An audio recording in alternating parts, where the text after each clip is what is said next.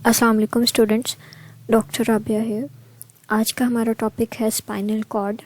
Spinal cord की anatomy, इसके external features किस तरह से और इंटरनल फीचर्स किस तरह से।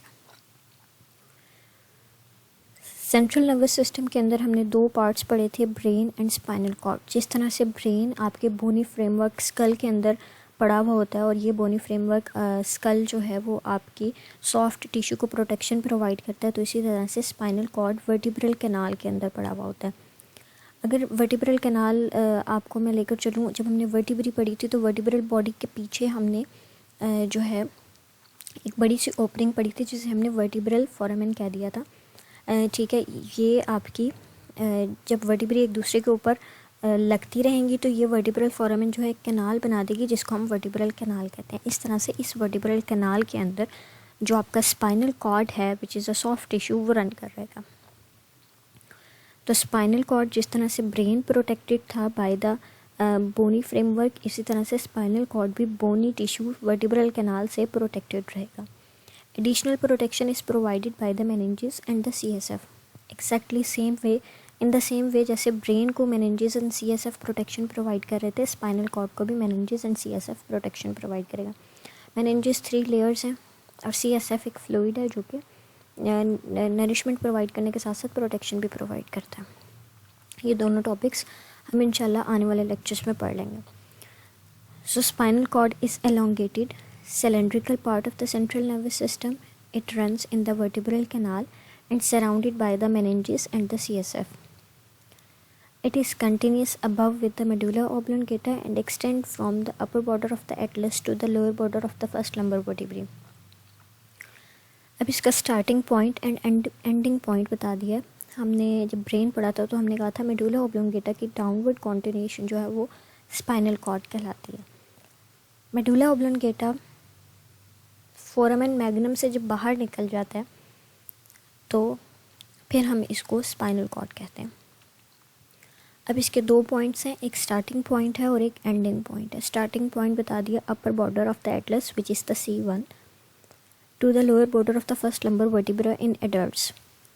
एडल्ट्स के अंदर spinal cord lower border of the first lumbar vertebra या किसी बुक में superior border of the second lumbar vertebra लिखा हुआ है। It is approximately 45 centimetre long in adults and about the thickness of your little finger. Length भी बता दिया और उसकी विड्थ भी बता दिया। अच्छा जी, यहाँ पे अब हमारे पास एक डिफरेंस है एडल्ट्स में और न्यू बॉर्न में। एडल्ट्स में हमने कहा कि ये जो स्पाइनल कॉर्ड है वो एक्सटेंड किया हुआ होता है या वो एंड हो जाता है at the lower border of the first lumbar vertebra, जबकि न्यू बॉर्न के अंदर ये एक्सटेंड करता है टू L3 और L4 के लेवल तक जाता है। इसका रीज़न ये है कि न्यू बॉर्न में बोनी टिश्यू भी ग्रो कर रहा होता है और आपका जो सॉफ्ट स्ट्रक्चर है वो भी ग्रो कर रहा होता है। अबाउट एज ऑफ 4 और 5 स्पाइनल कॉर्ड की ग्रोथ जो है वो सीज हो जाती है, जबकि आपका जो बोनी कॉलम है वो ग्रो कर रहा होता है। इस रिज़ल्ट में आपका जो डिफरेंस है वो आ जाता है कि एडल्ट्स के अंदर फर्स्ट लंबर वर्टिब्रा या superior border of the second lumbar vertebra तक एक्सटेंड किया हुआ होता है स्पाइनल कॉर्ड, जबकि न्यू बॉर्न में L3 या L4 के लेवल पर आता है। अच्छा जी, अब यहाँ पर हमारे पास एक प्रोसीजर बताया हुआ which is a lumbar puncture. इसमें क्या होता है कि आप CSF को बॉडी से थोड़ा सा निकालते हैं, उसके बाद for diagnostic purposes below the level of second lumbar vertebrae, यानी हम एक स्ट्रक्चर पढ़ते हैं जिसको कॉर्डा इक्वाइना बोलते हैं, उस रीजन से हम CSF को बॉडी से निकालते हैं for the diagnostic purposes and this process is known as lumbar puncture. ये लंबर पंक्चर किस तरह से निकालते हैं हम अभी थोड़ी देर में पढ़ लेंगे। This is the spinal cord. ये एक्सटेंशन बताई हुई है कि कहाँ से कहाँ तक एक्सटेंड कर रहा होता है, from the upper border of the atlas to the lower border of the first lumbar vertebrae. ये सारा जो बीच में आपको स्ट्रक्चर नज़र आ रहा है this is the spinal cord, और इसके साइड्स पे ये जो स्ट्रक्चर नज़र आ रहे हैं बाहर निकलते हुए these are the spinal nerves. अब ये जो पूरा वर्टिब्रल कॉलम है, जैसे हमने पूरे वर्टिब्रल कॉलम को रीजन्स में डिवाइड कर दिया था, cervical region, thoracic region, lumbar region and the sacral and coccygeal region. इसी तरह से हम स्पाइनल कॉर्ड को भी cervical, thoracic, lumbar, sacral and coccygeal parts में डिवाइड करेंगे। स्पाइनल कॉर्ड L1 और L2 के लेवल पर जो इंटरवर्टिब्रल डिस्क होगी उस लेवल पर जाकर ये टेपर ऑफ होना शुरू हो जाता है और कोनिकल शेप में चला जाता है। इसको हम कोनस मेडुलैरिस बोलते हैं। कोनस मेडुलैरिस से नीचे हमारे पास आपके हेयर लाइक स्ट्रक्चर एक्सटेंशंस होती हैं जिसको हम फाइलम टर्मिनाले बोलते हैं।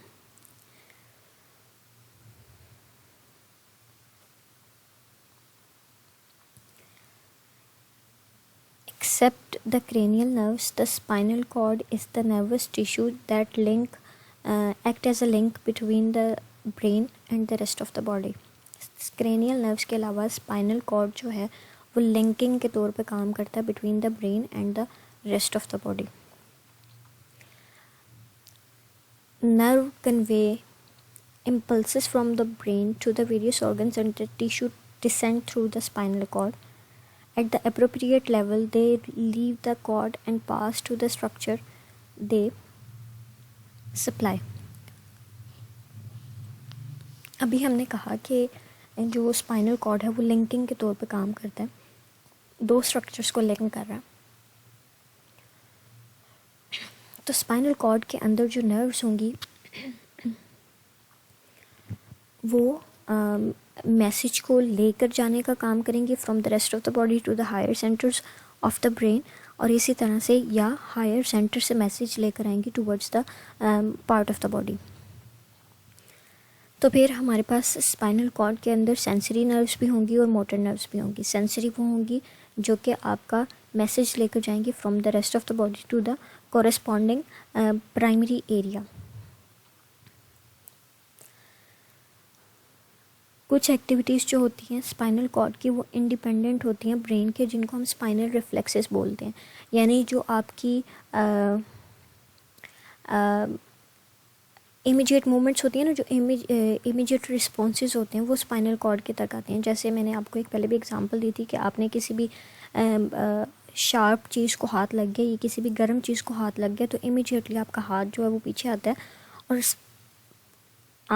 हाथ पीछे जाने के बाद मैसेज ऊपर जाता है कि अच्छा ये चीज़ गर्म थी, फीलिंग बाद में आती है। ठीक है, तो इसको स्पाइनल रिफ्लेक्सेस बोलते हैं। और इस तरह से ये जो स्पाइनल कॉर्ड है वो इंडिपेंडेंट होता है इन सच एक्टिविटीज़ ऑफ द ब्रेन। ठीक है, यानी मैसेज जो है वो स्पाइनल कॉर्ड तक जाता है, स्पाइनल कॉर्ड ही उसको मोटर रिस्पॉन्स जो है वो दे देता है और फिर खुद एक मैसेज ऊपर भेजता है, एक मैसेज नीचे पार्ट ऑफ द बॉडी को भेजता है कॉन्ट्रैक्शन का या रिलैक्सेशन का। ठीक है, और एक मैसेज ऊपर ब्रेन को भेजता है कि अच्छा ये हुआ था। ठीक है, कॉन्शियस लेवल तक जाने के लिए। इस तरह से ऐसे पाथवेज को स्पाइनल रिफ्लेक्सेस बोलते हैं। रिफ्लेक्स आर्क या रिफ्लेक्स एक्शन आप लोग एफएससी में पढ़कर आए थे, वो सारा हम इसमें पढ़ेंगे।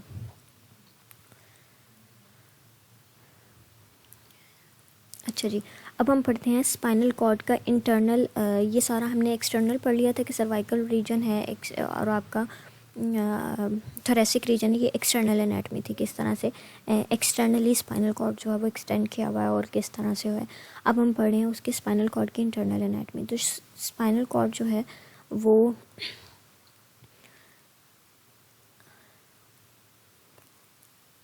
इनकम्प्लीटली डिवाइड किया जाता है इनटू टू पार्ट्स। ठीक है, by the fissure median, interior median fission and the posterior median fissure. जिस तरह से ब्रेन आपका grey matter and white matter से मिलकर बना हुआ था, इसी तरह से स्पाइनल कॉर्ड भी आपका grey matter and white matter से मिलकर बना हुआ है। इसकी अरेंजमेंट उल्टी हो जाएगी। ब्रेन से अंदर एच शेप्ड या बटरफ्लाई शेप्ड ग्रे मैटर होता है और उसके बाहर जो है वो वाइट मैटर होता है, which is opposite of the brain. अच्छा जी, अब हमने क्या किया, हमने ये देखा कि ये जो पूरा स्पाइनल कॉर्ड है ये दो हाफ्स में डिवाइड हुआ हुआ है incompletely by the interior longitudinal fissure या मीडियन फिशर और पोस्टीरियर मीडियन फिशर या पोस्टीरियर आपका लॉन्गिट्यूडनल फिशर। अच्छा जी, इन ग्रूव्स या सल्कस के थ्रू ये डिवाइड हुआ हुआ है इनकम्प्लीटली इनटू टू हाफ्स। और इसका जो ग्रे मैटर है वो आपका इनर साइड के ऊपर है जो एच शेप्ड है, और वाइट मैटर है जो आपका सराउंडिंग है ऑफ द ग्रे मैटर।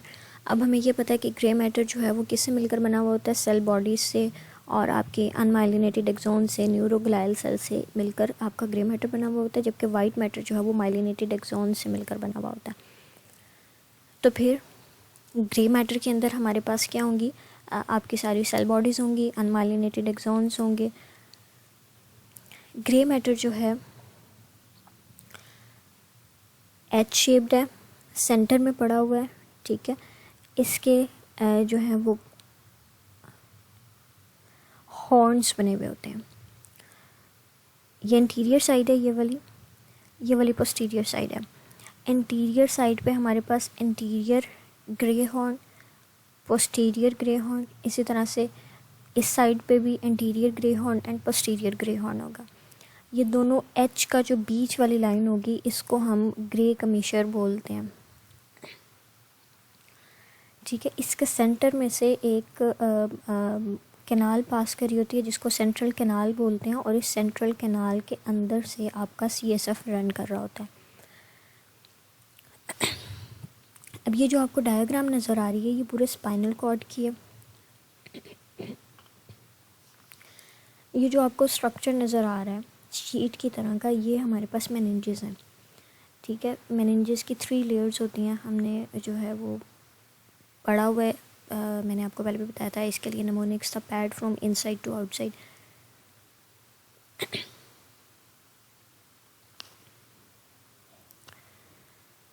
ये जो आपको येलो कलर का स्ट्रक्चर नज़र आ रहा है, these are the spinal nerves जो कि इमर्ज कर रही होती हैं फ्रॉम द स्पाइनल कॉर्ड। और ये हमारे पास सारा जो है वो सिलेंड्रिकल शेप्ड स्पाइनल कॉर्ड है, जिसके अंदर मैंने बताया कि ये एच शेप आपको जो नज़र आ रहा है, this is the grey matter, और इसके अराउंड का जो सारा स्ट्रक्चर है वो हमारे पास क्या है, वाइट मैटर। अच्छा जी, यहाँ पे हम देख लेते हैं इसको। ये सारा स्पाइनल कॉर्ड है जो कि आपके डिफरेंट, ये एक्सटर्नल एनाटमी है आपकी first border of the Atlas यानी C1 से इमर्ज कर रहा है और उसके बाद L1 के लेवल पर जाकर टैपर ऑफ कर रहा है, ठीक है। और इसको हम कोनस मेडुलैरिस बोलते हैं। कोनस मेडुलैरिस से नीचे ये हमारे पास हेयर लाइक स्ट्रक्चर जो है, एक्सटेंशन की तरह का स्ट्रक्चर प्रोवाइड करता है, जिसको हम टर्मिनाले बोलते हैं। मैं आपको इंटरनल स्ट्रक्चर बताने जा रही थी। This is the lumbar puncture. मैंने आपको बताया था कि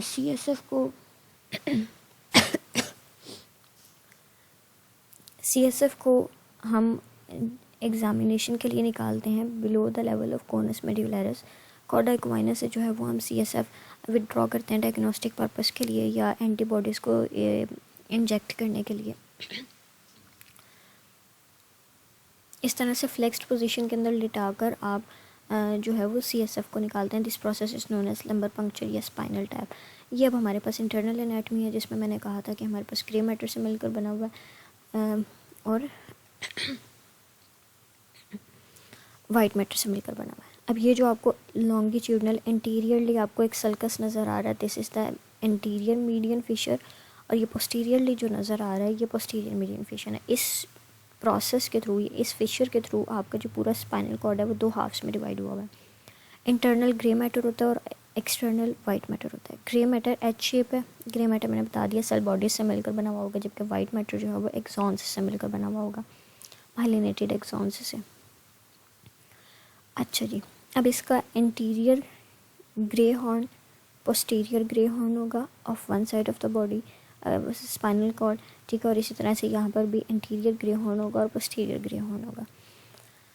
इसके सेंटर में एक कैनाल है जिसको हम सेंट्रल कैनाल बोलते हैं, और इसके जो एच की जो बीच वाली लाइन होती है इसको हम ग्रे कमीशर बोलते हैं। सेंट्रल कैनाल के अंदर से CSF रन कर रहा होता है। और जो आपका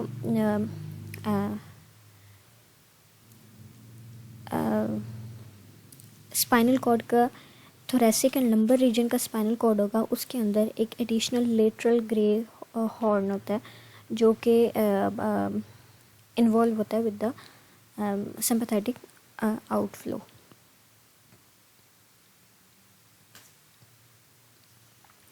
अच्छा जी, जिस तरह से अब ये इंटीरियर ग्रे हॉर्न था, तो इसी तरह से इसके आगे का जो सारा वाइट मैटर होगा वो इंटीरियर वाइट मैटर होगा। पोस्टीरियर ग्रे हॉर्न के साथ वाला ये जो सारा वाइट मैटर है ये पोस्टीरियर वाइट कॉलम होगा। ग्रे के लिए आपने हॉर्न का वर्ड यूज़ करना है, जबकि वाइट मैटर के लिए आपने कॉलम का वर्ड यूज़ करना है। तो interior white column, posterior white column and the lateral white column respectively. अच्छा जी, और ये जो आपको येलो कलर का स्ट्रक्चर नज़र आ रहा है, these are the spinal nerves. उसके बाद हमारे पास आता है, क्योंकि हमने कहा कि हमारे पास जो ग्रे मैटर है वो आपकी बॉडी से मिलकर बना हुआ है।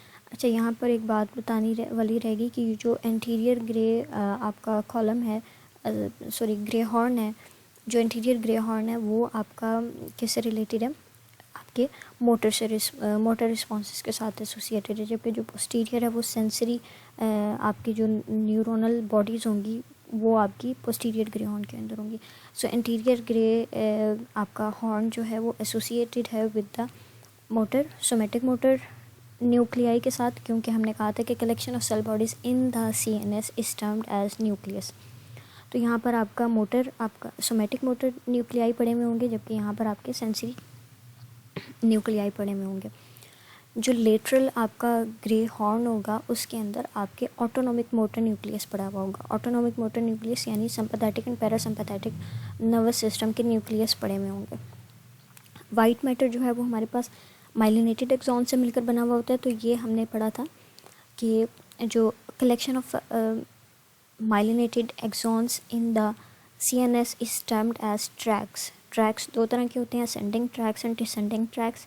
असेंडिंग ट्रैक्स सेंसरी होते हैं, जो कि बॉडी पार्ट से जा रहे होते हैं टूवर्ड्स द ब्रेन, और जैसे जैसे ये ब्रेन के पास जाते रहते हैं ये थिक होते रहते हैं। इसी तरह से जो डिसेंडिंग ट्रैक्स होते हैं वो मोटर ट्रैक्स होते हैं, और ये मतलब इनका स्टार्टिंग पॉइंट क्या होता है, ब्रेन के हायर सेंटर से जाते हैं टूवर्ड्स द बॉडी पार्ट। तो इसी तरह से जिस तरह से असेंडिंग ट्रैक्स ऊपर जाते हुए थिक हो रहे थे, आपके डिसेंडिंग ट्रैक्स थिक होते रहेंगे इन द क्रेनियल रीजन। जैसे जैसे ये अपने टारगेट टिश्यू की तरफ जाते रहेंगे ये थिक होते रहेंगे। अब जो डिफरेंट स्पाइनल सेगमेंट्स हैं उनके अंदर डिफरेंट किस्म की जो है वो चेंजेस आनी शुरू हो जाती हैं। ये अब हम देखेंगे कि सर्वाइकल रीजन के अंदर स्पाइनल कॉर्ड किस तरह का नज़र आएगा, थोरेसिक रीजन के अंदर स्पाइनल कॉर्ड किस तरह से नज़र आएगा, इस तरह से हम देखते रहेंगे। तो जो सर्वाइकल रीजन का स्पाइनल कॉर्ड होगा उसका डायमीटर बड़ा होगा, ठीक है, रिलेटिवली लार्ज डायमीटर होगा। इसके अंदर वाइट मैटर ज़्यादा होगा, ओवल शेप होगा। अपर सर्वाइकल सेगमेंट के अंदर पोस्टीरियर ग्रे हॉर्न ज़्यादा होंगे, और इंटीरियर ग्रे हॉर्न जो होगा वो रिलेटिवली स्मॉल होगा। ये आपको नज़र आ रहा है कि पोस्टीरियर आपका जो पोस्टीरियर ग्रे हॉर्न है वो बड़ा है, और जो इंटीरियर ग्रे हॉर्न है वो रिलेटिवली स्मॉल है in the upper cervical segment. जबकि लोअर सर्वाइकल सेगमेंट के अंदर यानी C5 और इससे नीचे पोस्टीरियर हॉर्न आपके एलोंगेट होना शुरू हो जाएंगे, और इंटीरियर ग्रे हॉर्न्स जो होंगे वो वेल डेवलप्ड होंगे। अगर हम थोरेसिक रीजन के स्पाइनल कॉर्ड की बात करें तो इनका डायमीटर जो होगा वो स्मॉल होगा as compare to the cervical region, ठीक है। ग्रे मैटर जो होगा वो रिलेटिवली स्मॉल होगा except for the thoracic segment, यानी thoracic upper thorax first thoracic segment जो होगा उसका ग्रे मैटर बड़ा होगा, और उसके नीचे थोरेसिक सेगमेंट के जो स्पाइनल कॉर्ड होगा उसका जो ग्रे मैटर होगा वो कम होगा। Interior and posterior grey horns are relatively small. Small lateral grey horn is present in the thoracic segment. मैंने पहले भी बताया था थोरैकोलम्बर सेगमेंट के अंदर हमारे पास लेटरल ग्रे हॉर्न ऐड हो जाता है। लंबर लेवल का जो स्पाइनल कॉर्ड होगा वो सर्कुलर होगा। Large interior and posterior grey horns होंगे। रिलेटिवली लेस वाइट मैटर होगा दैन द सर्वाइकल सेगमेंट। जब आपको नज़र आ रहा है कि वो थोड़ा सा वाइट सेगमेंट है और इतनी मोटा सा एज आपको नज़र आ रहा है, so interior and posterior grey horns जो होंगे वो ज़्यादा होंगे। उसके बाद हमारे पास आ जाता है सैक्रल रीजन का स्पाइनल कॉर्ड। ये स्मॉल होगा और इसके अंदर large amount of the grey matter होगा, small amount of white matter होगा। Interior and posterior grey horns are thick, ये आपको नज़र आ रहे हैं कि लंबर रीजन से भी ज़्यादा है। उसके बाद हमारे पास आ जाता है कोक्सीजियल रीजन। कोक्सीजियल रीजन का जो स्पाइनल कॉर्ड होगा वो लोअर स्पाइनल सेगमेंट से रिजेंबल करेगा, लेकिन बहुत छोटे स्मॉल साइज़ का होगा। अच्छा जी, ग्रे मैटर मैंने बता दिया कि सेंट्रल कैनाल एच शेप होता है, उसको ट्रांसवर्स कमीशर या ग्रे कमीशर बोलते हैं, जो एच की बीच वाली लाइन होती है और उसके सेंटर में सेंट्रल कैनाल रन कर रहा होता है, जो कि कंटिन्यू कर रहा होता है with the fourth ventricle of the brain.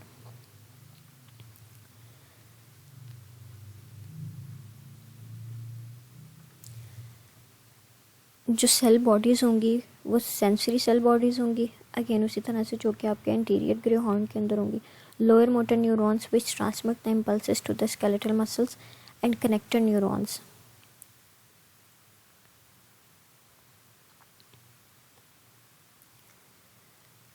Posterior grey horn से फ़ौरन बाहर निकलते ही हमें एक एक्सटेंशन नज़र आ रही होती है जिसको हम डोर्सल रूट गैंग्लिया बोलते हैं। गैंग्लिया अब हम पढ़ कर आए थे कि collection of cell bodies outside the CNS से थोड़ा सा बाहर निकलते ही आपको एक गैंग्लिया नज़र आ जाता है जिसको हम डोर्सल रूट गैंग्लिया या स्पाइनल रूट गैंग्लिया बोलते हैं। बॉडी के डिफरेंट पार्ट से आने वाली जो सेंसरी नर्व्स होती हैं वो इधर आकर साइनैप्स बनाती हैं और उसके बाद आपके पोस्टीरियर ग्रे हॉर्न के अंदर आकर साइनैप्स बनाती हैं और इस तरह से ऊपर जाती हैं और असेंडिंग ट्रैक्स बना देती हैं।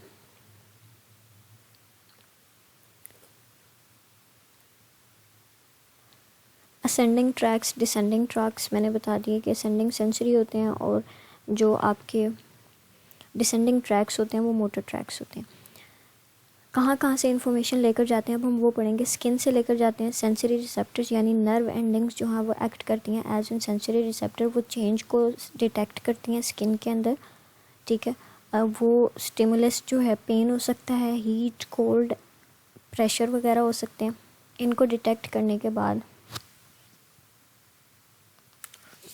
ये इम्पल्सेस लेकर आती हैं स्पाइनल कॉर्ड के लेवल पर, ठीक है,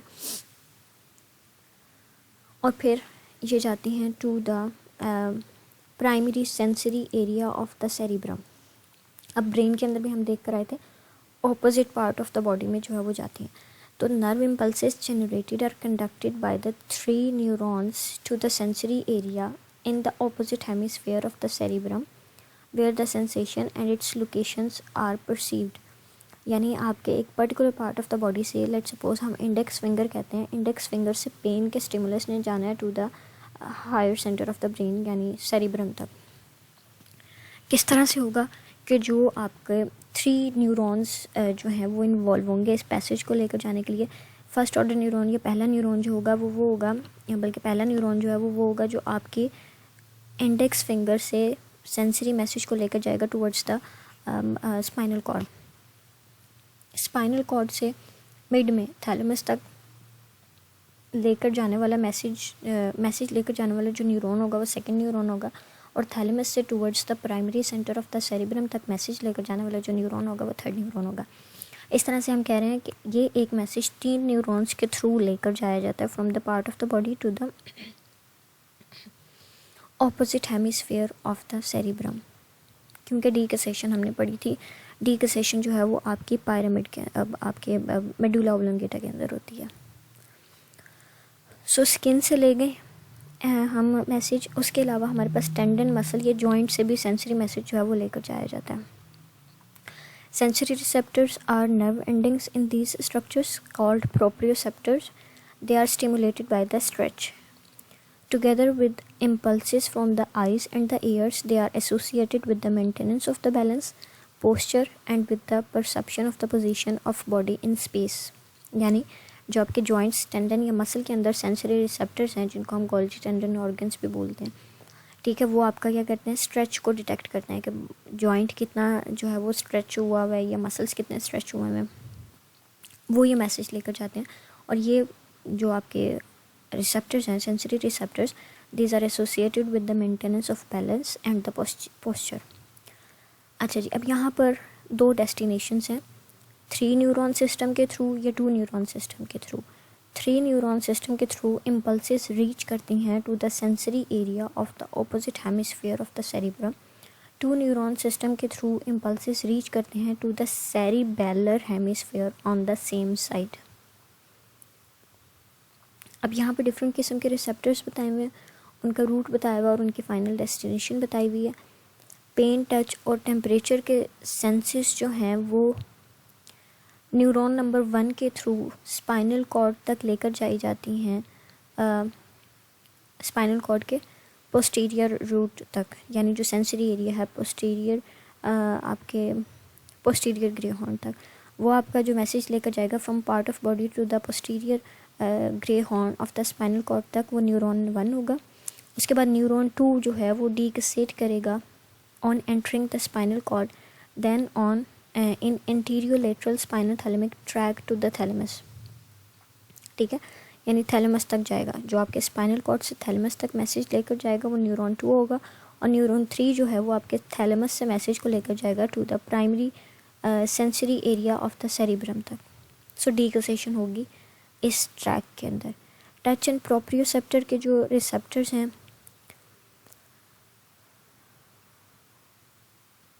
वो मेड्यूला ऑब्लोंगेटा तक जाएंगे in the posterior spinothalamic track. ठीक है, पहला जो ट्रैक था वो एंटीरियोलेटरल स्पाइनोथैलेमिक ट्रैक था। अब हमारा स्पाइनोथैलेमिक ट्रैक है जो कि टच एंड प्रोप्रियोसेप्टर सेंसेशंस को लेकर जाएगा मेड्यूला ऑब्लोंगेटा तक, फिर डीकसेशन होगी मेड्यूला ऑब्लोंगेटा तक और ये लेकर जाएंगे towards the thalamus. Neuron 1 from part of body to the medulla oblongata, neuron 2 decussate करेंगे from medulla oblongata to the thalamus of the opposite side of the brain. उसके बाद हमारे पास न्यूरॉन 3 जो होगा वो थैलेमस से लेकर जाया जाएगा to the primary sensory area of the cerebrum. उसके बाद हमारे पास आ जाते हैं प्रोप्रियोसेप्टर्स।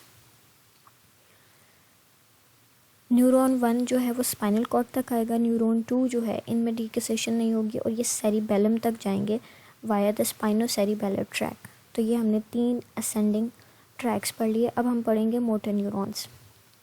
मोटर न्यूरॉन्स जो हैं वो हमें पता है डिसेंडिंग ट्रैक्स हैं और ये मैसेज को लेकर आते हैं from higher centre of the brain to the corresponding part. Contraction of the skeletal muscle के साथ एसोसिएटेड होंगे और contraction of the smooth muscles के साथ एसोसिएटेड होंगे और सिक्रीशंस ऑफ द ग्लैंड के साथ एसोसिएटेड होंगे।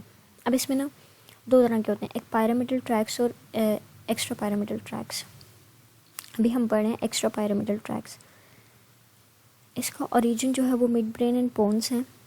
नेम ऑफ ट्रैक रोब्रोस्पाइनल ट्रैक है और ये डीकसेट करता है इन द ब्रेन स्टेम, यानी इसमें डीकसेशन होगी ऑपोजिट आपका जो है वो हेमिस्फेयर तक मैसेज, या ऑपोजिट हेमिस्फेयर से opposite part of the brain तक मैसेज जाएगा। Lateral column of the spinal cord में जाकर ये आपका साइनैप्स बनाएगा और इसका जो फंक्शन है वो control of skilled muscle movement के साथ एसोसिएटेड है। Rubrospinal tract midbrain and pons से शुरू होगा। रेटिकुलर फॉर्मेशन जो है वो रेटिकुलर स्पाइनल ट्रैक है और ये डीकसेट नहीं करते, ये भी lateral column of the spinal cord में जाकर एंड करेंगे और इनका जो फंक्शन है वो कोऑर्डिनेशन ऑफ मसल मूवमेंट के साथ and maintenance of posture and balance के साथ एसोसिएटेड है। टेक्टोस्पाइनल ट्रैक डीकसेट करता है मिड ब्रेन के अंदर, ये anterior column of the white matter के साथ जो है वो आपका क्या करते हैं, मतलब ये एंड होगा in the interior column of the spinal cord और ये इन्वॉल्व होता है with the coordination of muscle movement and maintenance of posture and balance. Vestibular spinal track जो है इसके कुछ फाइबर्स डीकसेट करते हैं स्पाइनल कॉर्ड के अंदर, एंटीरियर कॉलम में ये आकर एंड करेगा और इसका फंक्शन जो है वो इसी तरह से maintenance of posture and balance के साथ है।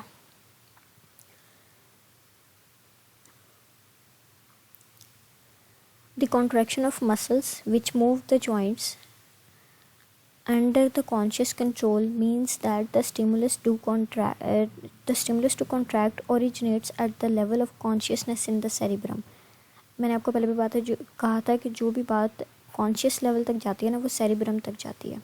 सेरिब्रम से नीचे नीचे जो काम हो रहा है वो हमारे कॉन्शियस लेवल तक नहीं हो रहा, वो हमारे कॉन्शियस में नहीं होता। अच्छा जी, some nerve impulses which affect the skeletal muscle contraction are initiated in the midbrain, brainstem and cerebellum. These involuntary activity is associated with the coordination of muscle activity. Efferent nerve impulses are transmitted from the brain to the body via the bundles of nerve fibers or the tracts in the spinal cord. Motor pathways जो हैं वो 2 तरह के neurons से मिलकर बने हुए होते हैं और ये ट्रैक्स पायरामिडल ट्रैक्स होते हैं या एक्स्ट्रा पायरामिडल ट्रैक्स होती हैं। जो पायरामिडल ट्रैक्स होती हैं ना वो रन करती हैं, वो ट्रैवल करती हैं through the internal capsule and are the main pathway for the impulses to the voluntary muscles. Pyramidal tracks वो ट्रैक्स हैं जिनके नर्व फाइबर्स इंटरनल कैप्सूल से गुजर कर जाते हैं, जबकि एक्स्ट्रा पायरामिडल ट्रैक्स वो ट्रैक्स होते हैं जिनके नर्व फाइबर्स जो हैं वो इंटरनल कैप्सूल से नहीं गुजर कर जाते. These are extra pyramidal tracks and they have connections with many parts of the brain including the basal nuclei and the thalamus. उसके बाद हमारे पास आते हैं neurons, upper motor neuron and lower motor neuron. Upper motor neuron वो neuron होंगे जिनकी cell bodies जो हैं वो आपके सेरिब्रम तक पड़ी हुई होंगी, उनको हम बेड्स सेल बोलते हैं. अच्छा जी, अपर मोटर न्यूरॉन की सेल बॉडी जो है वो pre central circus area of the cerebrum के अंदर पड़ी हुई होगी. एक्सोन पास करेंगे through the internal capsule, pons and medulla oblongata, spinal cord तक आएंगे through the lateral corticospinal tract of the white matter, and then fibers terminate in close association with the cell bodies of the lower motor neuron in the anterior column of the gray matter. इनका pathway बता दिया.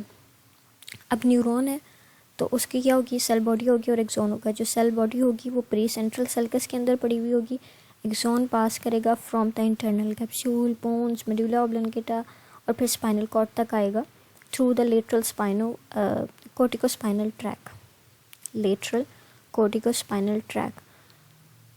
और फिर इसका जो axon होगा वो terminate कर जाएगा in the cell bodies of the lower motor neuron in interior column of the grey matter, या इंटीरियर ग्रे हॉर्न के अंदर साइनैप्स कर जाएगा. The axons of these upper motor neurons make up the pyramidal tracks and decassate in the medulla oblongata forming the pyramids. अब हम pyramid structure पढ़ कर आए थे. Next is lower motor neuron. Lower motor neuron की भी उसी तरह से सेल बॉडी जो होगी वो इंटीरियर ग्रे हॉर्न के अंदर पड़ी हुई होगी. इसके एक्सोन्स जो होंगे वो इमर्ज करेंगे from the spinal cord by the interior root, join कर जाएंगे with the incoming sensory fibres and form the mixed spinal nerve. अब हमने 31 pair of the spinal nerves जो हैं वो आपकी क्या हैं, मिक्स्ड नर्व्स हैं. सेंसरी भी हैं, मोटर भी हैं. जबकि हम जो क्रेनियल पढ़ कर आए थे उसमें कुछ सेंसरी थी, कुछ मोटर थी और कुछ मिक्स्ड थी.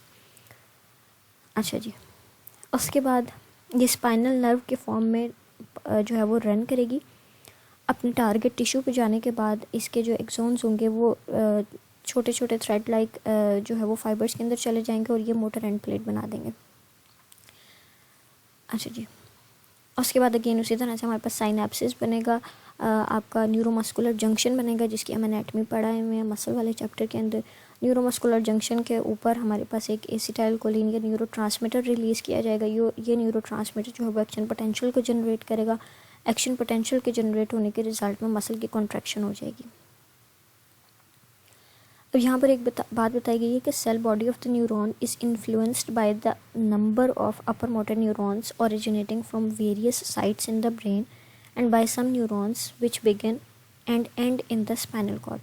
यानी ये इतना आसान नहीं है कि एक ही इम्पल्स आएगी और वो आपके जो है ना वो मैसेज लेकर मसल की कॉन्ट्रैक्शन करा देगी. ब्रेन के डिफरेंट पार्ट से इम्पल्सेस आ रही होती हैं जो कि मसल की कॉन्ट्रैक्शन को फेवर करती हैं. ऑन द सेम टाइम ऐसी इम्पल्सेस भी आ रही होती हैं जो इनहिबिट करती हैं. तो आउटकम जो है of these influences is smooth coordinated muscle movements, some of which is voluntary and some are involuntary. यानी मिक्स्ड आपके जो हैं वो मैसेजेस आ रहे होते हैं. Next is involuntary muscle movement.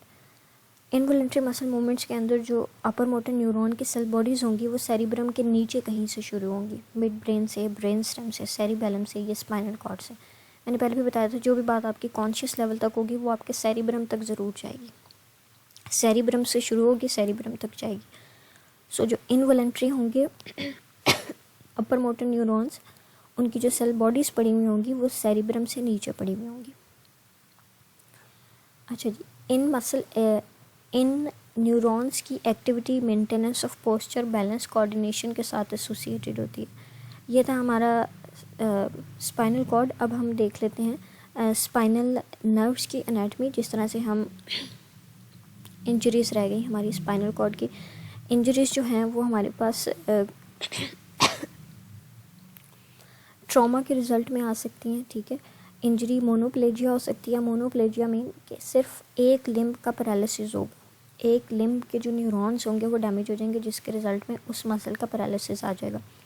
डायप्लेजिया में both of the upper limbs या both of the lower limbs, यानी दो आपके लिम्स जो हैं वो पैरालिसिस में जाएंगी। पैराप्लेजिया में आपकी क्या होगी, paralysis of both of the lower limb जो है वो पैराप्लेजिया कहलाएगा। हेमीप्लेजिया में half side of the body जो होगी वो पैरालिसिस में चली जाएगी। क्वाड्रीप्लेजिया के अंदर हमारे पास 4 लिम्स का पैरालिसिस हो जाएगा। मोनोप्लेजिया में एक लिम्ब, डायप्लेजिया में अपर लिम्ब या लोअर लिम्ब यानी दोनों आपकी हो सकती हैं। अपर लिम्ब होगी तो दोनों अपर लिम्स होंगी, बोथ लोअर लिम्ब होगी तो दोनों लोअर लिम्स होंगी। पैराप्लेजिया में आपकी क्या है, paralysis of both of the lower limb होगा। हेमीप्लेजिया में पैरालिसिस होता है अपर लिम्ब का, यानी half side of the body का। अगर right side of the upper limb affect हो रही है तो ट्रंक भी राइट साइड का और लोअर लिम्ब भी राइट साइड की अफेक्ट होगी। क्वाड्रीप्लेजिया के अंदर all of the 4 limbs. Complete transaction हमारे पास वो है जिसमें कम्प्लीटली आपका जो है ना वो कट ऑफ हो जाता है, यानी कट हो जाता है आपका spinal cord completely into 2 halves. यानी अगर ये पूरा स्पाइनल कॉर्ड है तो ये कंप्लीट ट्रांसेक्शन होगी, इस तरह से कंप्लीट कट हो जाएगा। अब डिफरेंट लेवल्स पर स्पाइनल कॉर्ड की इंजरी हो सकती है। C1 से C3 के लेवल पर होगी तो क्या होगा, C4 C5 के लेवल पर होगी तो क्या होगा। इस तरह से यहाँ पर हमें डिफरेंट किस्म के लेवल ऑफ इंजरी देखेंगे। C1 एंड C3 के लेवल पर होगी तो नेक से नीचे का कोई फंक्शन जो है वो मेंटेन नहीं किया जाएगा। वेंटिलेशन पे बंदा चला जाएगा ब्रीदिंग के लिए। इलेक्ट्रिक व्हीलचेयर रिक्वायर्ड होगी। Head and shoulder control devices required होंगी। ये आपका जो है वो दिखाया गया कि अगर C1 से C3 के लेवल पर कहीं पर भी इंजरी हो जाए तो फिर हमारे पास कंप्लीट ट्रांसेक्शन हो जाए तो फिर हमारे पास जो है वो बंदा वेंटिलेटर पे चला जाता है। नेक से नीचे का कोई फंक्शन मेंटेन नहीं रहता। C4 C5 के ऊपर होगी तो डायाफ्राम जो है वो अलाउ कर सकता है ब्रीदिंग को। इसी तरह से हमारे पास डिफरेंट लेवल्स हैं। L1 और L2 के लेवल पर होगी तो most of the leg muscles जो हैं वो अलाउ करते हैं वॉकिंग को with the short leg braces. Complete transection at the different levels of the spinal cord. उसके बाद हम देखेंगे हेमी सेक्शन। हेमी सेक्शन क्या है कि पार्शली आपका जो है वो कट होता है टू द स्पाइनल कॉर्ड। जिस तरह से हम ग्रीन स्टिक फ्रैक्चर देख कर आए थे ना कि ट्यूब के एक साइड से कट लगता है, इसी तरह से हेमी सेक्शन के अंदर भी ये जो स्पाइनल कॉर्ड है जो कि एक सिलेंड्रिकल शेप्ड है, आपका एक ट्यूब की तरह का स्ट्रक्चर है, तो इस ट्यूब के एक साइड पे कट लगेगा। This is partial transaction. अच्छा जी, इसमें एक सिंड्रोम आता है जिसको हम ब्राउन सीक्वेट सिंड्रोम कहते हैं। इसमें damage of the posterior column यानी सेंसरी ट्रैक का होगा तो loss of proprioception and fine touch sensation on the ipsilateral side of the injury. अगर राइट साइड की इंजरी हुई है तो इंजरी से नीचे जो आपके सारे जो सेंसरी ट्रैक्स हैं यानी लॉस ऑफ प्रोप्रियोसेप्शन हो जाएगा और फाइन टच ख़त्म हो जाएगा। इसी तरह से आपका लेटरल कॉर्टिकोस्पाइनल ट्रैक जो है जो कि मोटर ट्रैक है वो कॉज करेगा इप्सिलेटरल पैरालिसिस। सेम साइड की proprioception and fine touch loss हो जाएगी, सेम साइड का मोटर पैरालिसिस हो जाएगा और इसी तरह से loss of pain and temperature sensations from the opposite side of the body ख़त्म हो जाएंगी below the level of injury. For example हम कहते हैं कि T7 के लेवल पर इंजरी हुई है, हाफ इंजरी, तो इस रिज़ल्ट में आपको सेम साइड की proprioception and fine touch loss होगी, सेम साइड का मसल पैरालिसिस होगा, ऑपोजिट साइड का pain and temperature sensation loss होगा। यह है ब्राउन सीक्वेट सिंड्रोम। उसके बाद हमारे पास आ जाती है स्पाइनल नर्व्स। जिस तरह से हम मसल के अंदर पढ़ कर आए थे एंडोमाइजियम, पेरीमाइजियम, आपका माइजियम पढ़ कर आए थे, इसी तरह से हमारे पास जो नर्व के फाइबर्स हैं वो भी कनेक्टिव टिश्यू की शीट्स के अंदर जो हैं वो क्लोज हुए हुए होते हैं। एक्सोन के अराउंड एक्सोलिमा होगी और माइलिन शीट होगी, ठीक है। इस तरह से ये एक नर्व का फाइबर बन जाएगा। ये नर्व का फाइबर जो है वो इनक्लोज होंगे by the thin sheet of connective tissue जिसे हम एंडोन्यूरियम बोलेंगे। वहाँ पे एंडोमाइजियम बोला था मसल में क्योंकि वो मसल के साथ एसोसिएटेड था, लेकिन यहाँ पर क्योंकि कनेक्टिव टिश्यू की शीट आपकी नर्व फाइबर्स को इनक्लोज कर रही है तो this will be termed as endomysium. इसी तरह से बहुत सारे बंडल्स के अराउंड जो कनेक्टिव टिश्यू की शीट होगी उसको हम पेरीन्यूरियम बोलेंगे और बहुत सारे बंडल्स एक कनेक्टिव टिश्यू की शीट के अंदर इनक्लोज होंगे जिसको हम एपीन्यूरियम बोलेंगे। So epineurium, perineurium and endoneurium are the sheets of the connective tissue surrounding the muscle fibres. ये था हमारा आज का लेक्चर जिसमें हमने नर्व्स की एनाटमी और स्पाइनल कॉर्ड पढ़ा। आई होप आपको सारी बातें समझ आ गई होंगी। जो बात नहीं समझ आई वो आप मुझसे पूछ सकते हैं। Thank you.